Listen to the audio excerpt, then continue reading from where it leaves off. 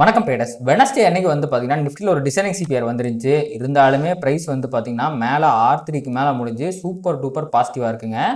அதன் காரணமாக இன்னைக்கு வந்து பார்த்தீங்க அப்படின்னா உங்களுக்கு நிஃப்டியில் ஒரு அசெண்டிங் வைடு சிபிஆர் அப்படிங்கிறது ஃபார்ம் ஆயிருக்கு.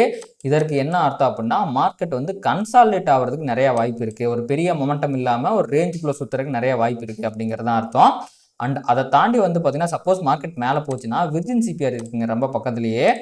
ஒரு 920 ரேஞ்ச் இன்னொரு 70 பாயிண்ட் ரேஞ்சிலே விர்ஜின் சிபிஆர் இருக்குது. கண்டிப்பாக இந்த விர்ஜின் சிபிஆர் அப்படிங்கிறது ஒரு மிகப்பெரிய ரெசிஸ்டன்ஸாக நிஃப்டிக்கு இருக்கும்.